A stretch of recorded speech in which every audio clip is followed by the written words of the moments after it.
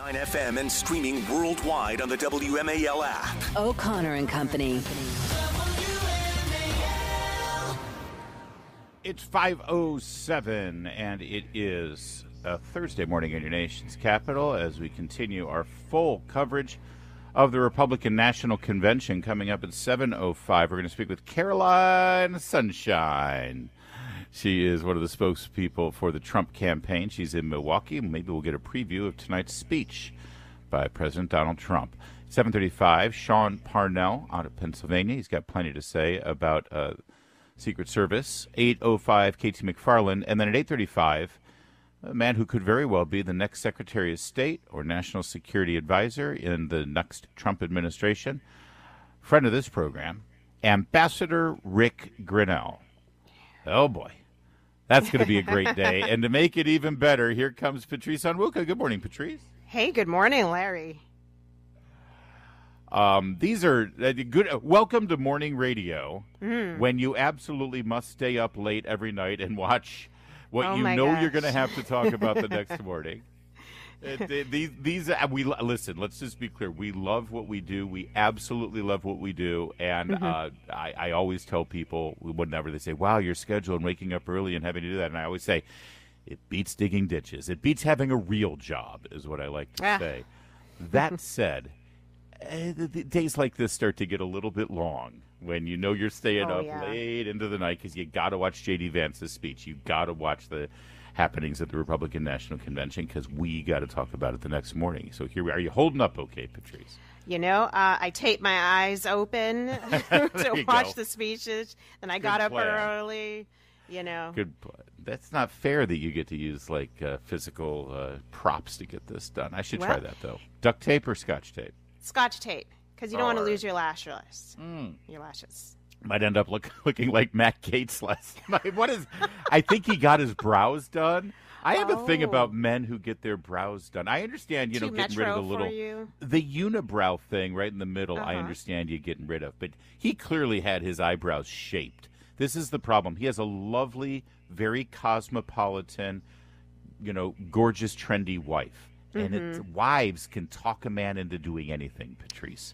That is true. And I've met his wife. She's a wonderful person. She and Meredith get along very well. But I'm telling you, she said, "Matt, you got to get these eyebrows shaped. They just look too bushy." And he looked like somebody drew them on with a pencil. A throwback 90s look. Yes.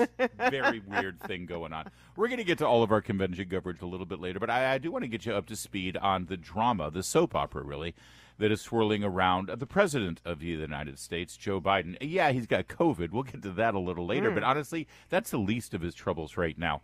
The story broke on the 13th of July, emerging from the weekend's drama, and it sort of got lost in the shuffle because of the assassination attempt and the beginning of the Republican convention. But here's the Axios headline.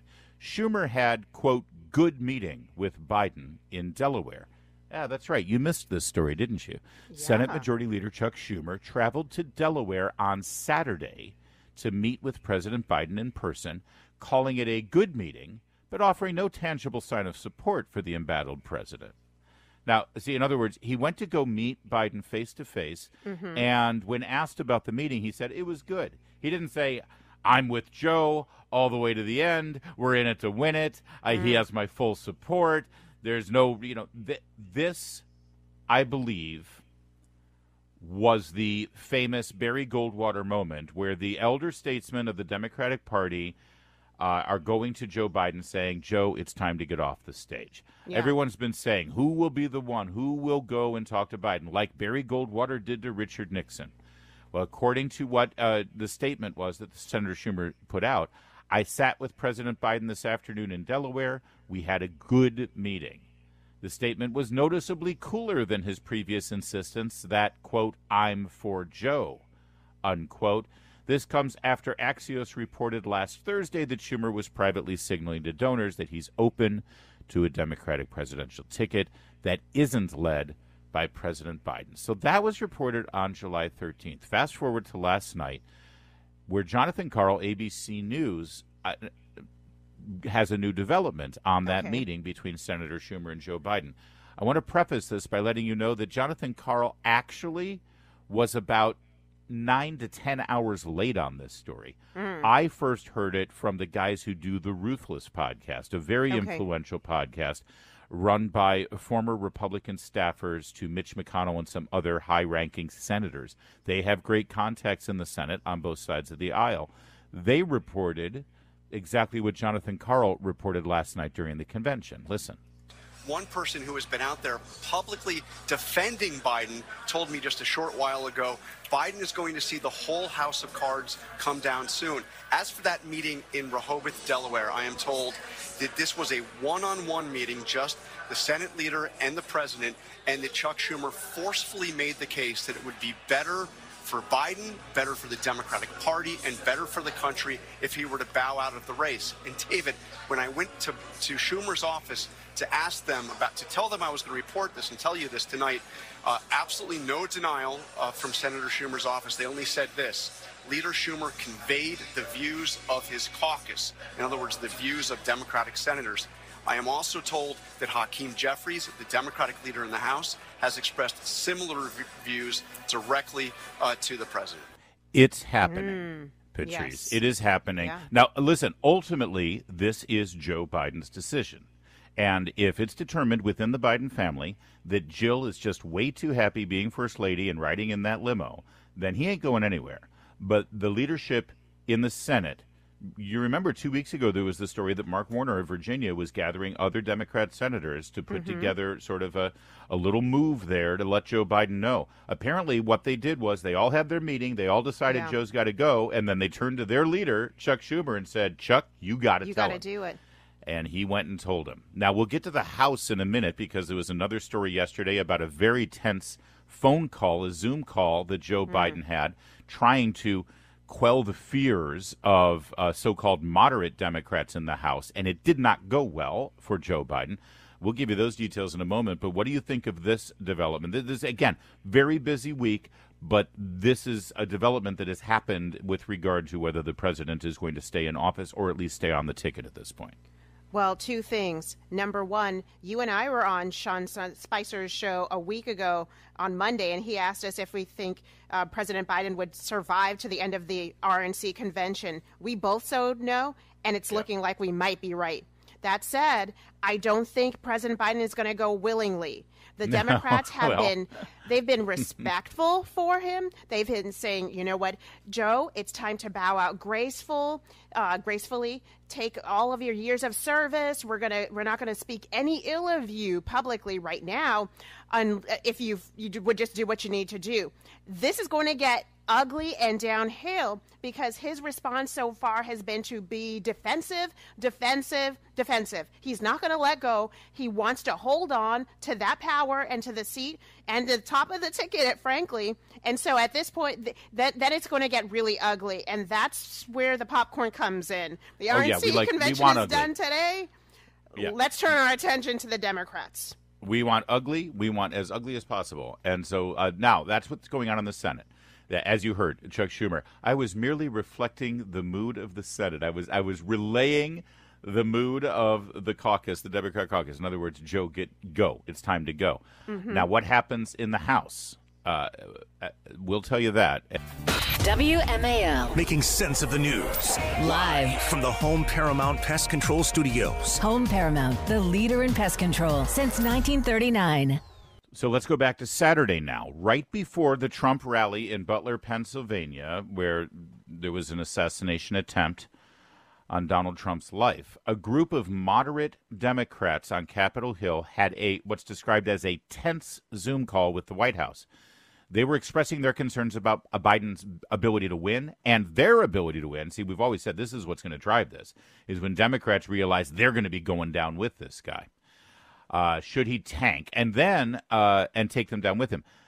Quoting now from one of the participants on the call was even worse than the debate. He was rambling. He'd start an answer, then lose his train of thought. Then he would just say, whatever.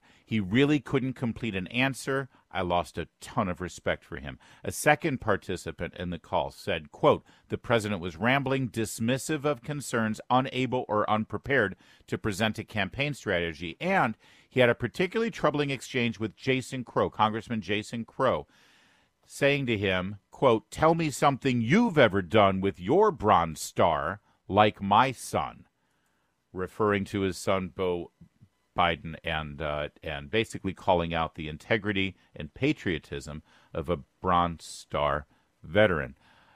Here's a little bit more about that exchange. Crow and his in a video of the Zoom that I was able to view. This is a reporter with Puck News, I believe. Okay.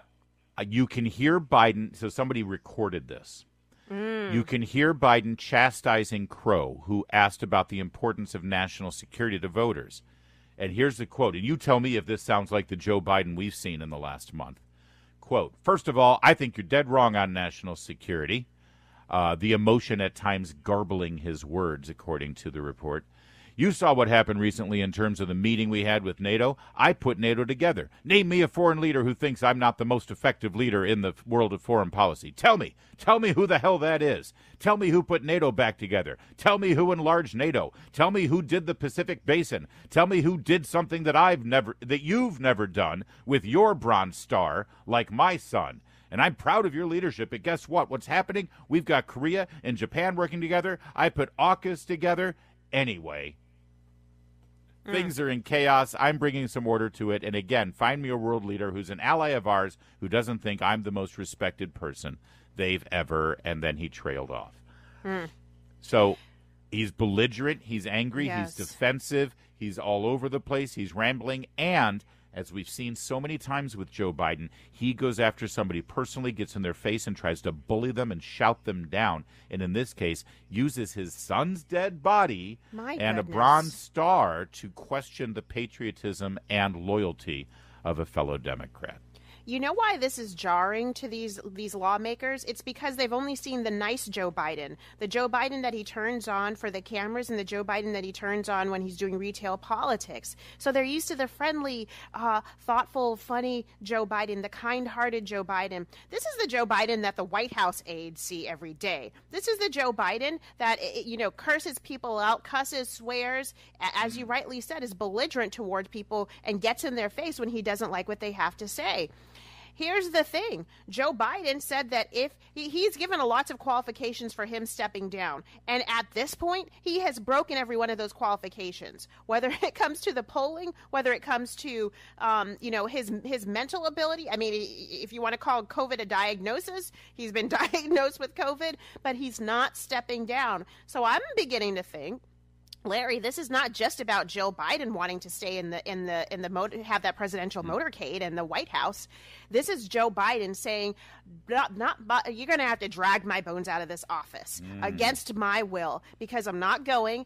Ha ha ha! You shouldn't have given me the chance. I'm here now. Good luck trying to get rid of me. And like I said, it's going to get really dirty and really messy. And what a beautiful contrast to what we're seeing on the conservative side, where there is unity, no chaos. And frankly, everything is coordinated, seamless, and there there's something so beautiful growing. Whereas on the left, you see things falling apart and crashing. Meanwhile, Nancy Pelosi, we're told, has also privately told Biden that he can't beat Trump in 2024 and that he would ruin Democrats' chances in the House. Also, Adam Schiff, currently a member of the House out of California and running for Senate, he has now joined 22 other congressional Democrats calling for Biden to step down, according to the Washington Post. He would be the most high-profile of Democrats calling for him to step down. And Joe Biden continues to do media appearance after media appearance after speech after speech after scripted rally after scripted rally to try to show the world how everything's fine and he's more than capable, and who the hell do you think you are to even challenge whether he has the ability to run for president? Here he was last night on Black Entertainment Television. And so it's all about treating people with dignity. And it's about making sure that, look, I mean, for example, look at the heat I'm getting. Because I named a the Secretary of Defense, a black man. I named Ketanji Brown. I mean, we. He just referred to Secretary of Defense, four-star general retiree Lloyd Austin. He called him the black man. And by the way, he didn't get any heat for naming them because they're black. He got heat for naming them because they're disasters. But oh my God! But he couldn't remember Lloyd Austin's name, so he called him the black man. That is so insulting to only boil somebody down to their race. Come on now. But this is not the first time Joe Biden has said insulting things about black men, including his former boss, Barack Obama, who he said was the first clean, articulate black man that he's ever met. And then he called another black man a boy, another lawmaker. Was it our governor Cory Booker, here I believe, was it and Cory Wes Booker? Moore. Cory Booker and Wes Moore both got called boy by him. Yeah. Yeah, you'd think Lloyd Austin is watching Lloyd Austin's watching the Patrice and saying, "What? You don't think I'm articulate too? Wait. All I am is." All right, we got more on this. Oh my! And we also have more on the president's medical diagnosis, which may be the beginning of the end for his role on the ticket, if not in the White House.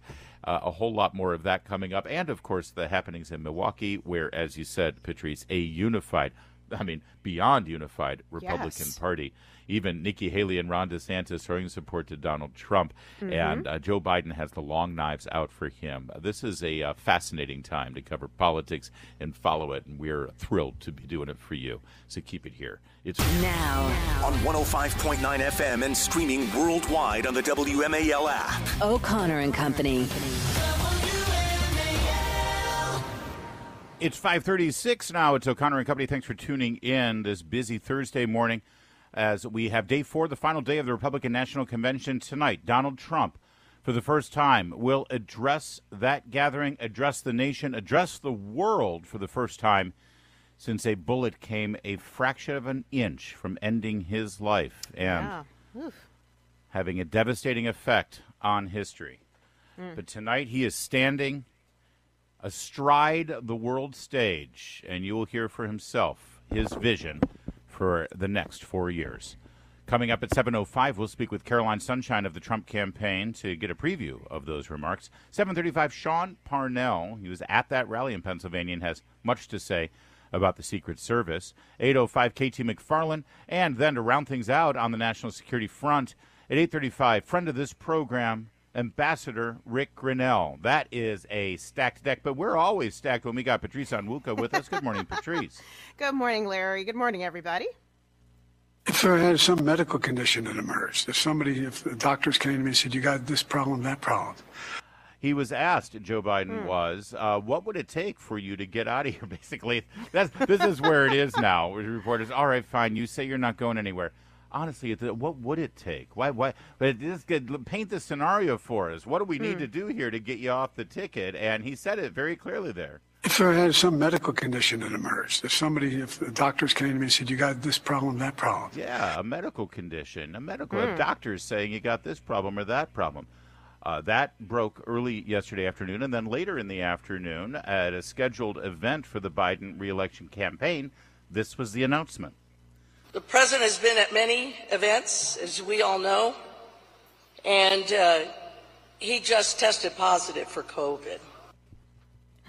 And thus his schedule was upended. He then boarded Air Force One on the short steps, but even on the short steps, you could see that he was physically struggling to get up into the belly of the plane, and then they flew to Delaware, which is weird.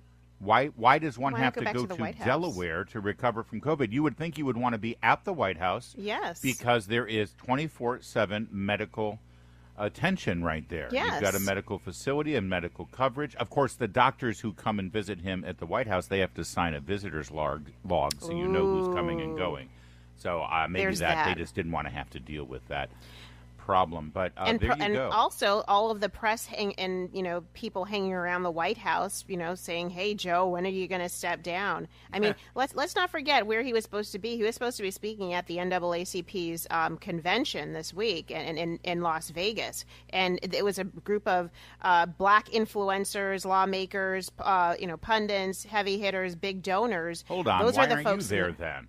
Because I've been black influencers and thought leaders. No. Patrice, The NAACP and a lot of folks don't consider me black, Larry. I've lost I've been disinvited to the Black Family Picnic. I've been called Oreo, black on the outside, whatever the case is. But I forgot. I don't think of that. I'm not okay. racist enough to think that way. I apologize. But I mean, these are supposed to be his core supporters. And when nearly half of black voters right now, 2 weeks ago said they thought Joe Biden needed to be replaced, this was his last chance with them, and he blew it, so.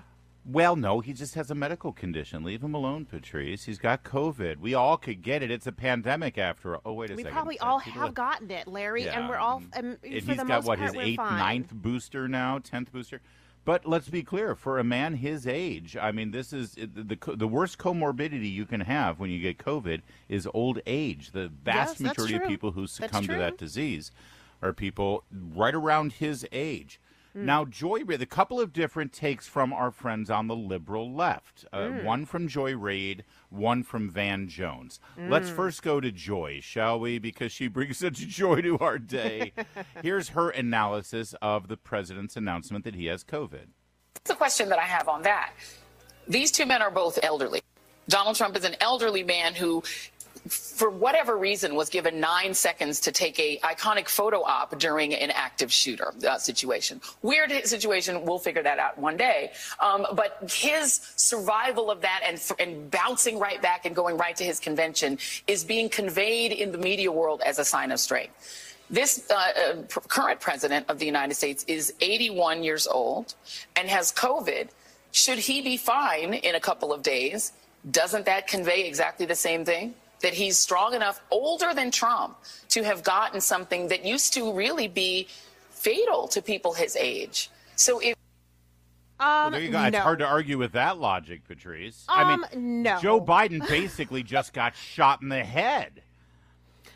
Listen, Joy Reid is delusional. I'm sorry, I don't like using words like that about people, but she is being delusional here because there is no comparing catching COVID to being an assassination attempt. Unless you're saying China is trying to assassinate Joe Biden through COVID. Yeah. I'll let folks figure that out. But she's unfortunately, there are a lot of people who are taking that line of attack, and it's ridiculous. If Joe Biden surviving COVID is the same as Donald Trump surviving an assassination attempt. By the way, did you also catch the Blue Anon conspiracy theory there? I don't know why he got 9 seconds to pose for an iconic photo. Yeah. I guess we'll never. He wasn't posing. He was acting naturally, and it was captured on film. Exactly. That said, let's look at a different take from our friends on the left. Van Jones looked at it a little differently than Joy Reid. A bullet couldn't stop Trump. A virus just stopped Biden. That was good. You know good. what? That's a bumper sticker. That was so good. Listen, I for those who don't know, right before I jumped on air here, I was on Fox and Friends, and I said the same thing that I'm saying now, which is I give credit to Van Jones for not falling into the trap of being so delusional. He's telling the truth. Like there is no comparison between these two men and what they're both going through. And frankly, this is not about age as a number. It is about ability. That's right. This might end up in a Trump campaign ad now. It will. A bullet couldn't stop Trump. A virus just stopped Biden. It's 5:43. A bullet couldn't stop Trump. A virus just stopped Biden. You've got the nominees of this party getting their butts kissed. Biden's getting his butt kicked by his own party. The Democrats are coming apart. The Republicans are coming together. Yeah, Van Jones pretty much sums it up there, exactly where we sit right now, middle of the week, middle of the month, and middle of the year in 2024. There's a lot more game to be played. But coming off of the devastation we all felt Saturday night as that bullet nearly ended the life of Donald Trump and altered the course of history, where the Republicans sit right now is not a bad place to be. Well, meanwhile... Oh, go ahead, Patrice. Absolutely. I'll just say, watching last night, I was really proud of the Republican Party. I was proud of the conservative world, and I was really proud of what I heard about unity in policy and politics. Thought it was great. Amen. So Joe Biden then boards this plane, as I said, the Air Force One, the short stairs in the belly, and he could barely make it up the stairs. He then lands in Delaware, in Rehoboth. Getting off the plane was even tougher to watch. It was a very ginger approach down the stairs with a Secret Service agent right behind him, ensuring that he could catch him should he fall. To be fair, it was a wet surface. It had just rained. Oh, no, wait, these stairs were not wet. They were actually folded up inside the plane. So there's no excuse here. He's just a feeble old man with COVID. But what was interesting is, as the president boarded the plane as he came off the plane, after being tested positive for COVID, there was nary a mask to be seen in the entire gathering. What happened to, the irresponsible super spreader if you don't wear a mask? Remember how Trump was destroyed by the left and by the media because he didn't want to wear a mask as a sign of weakness. I'm telling you, this was a calculation, Patrice. They know how weak and feeble Joe Biden already looks, and they decided if we put a mask on him, it's over.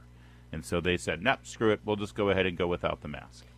Yeah, but then I just think that it's fake. Maybe he really doesn't have COVID. Maybe they're just making something up to make him to excuse his BET interview, to excuse his performance across any sort of platform that he's interacting with anybody. I mean, for somebody who has COVID, and I've had COVID before, I'm sure a lot of folks had. It did knock me off my feet for a day. It wasn't fun. And maybe he's already on medicine or treatments right now. But I kind of don't think. I think this is all a ruse. A ruse.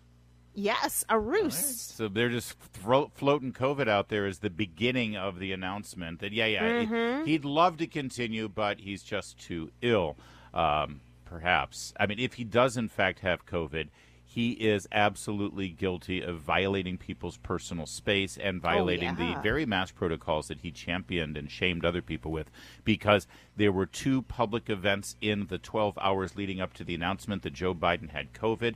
One of them, he walked into a Nevada supermarket, and as he often does, he made a beeline for a little girl who was there, and he went right in for the sniff, Patrice. He led with his nose, and he put his face right next to this little girl's face and then held there for a long time, an uncomfortably long time.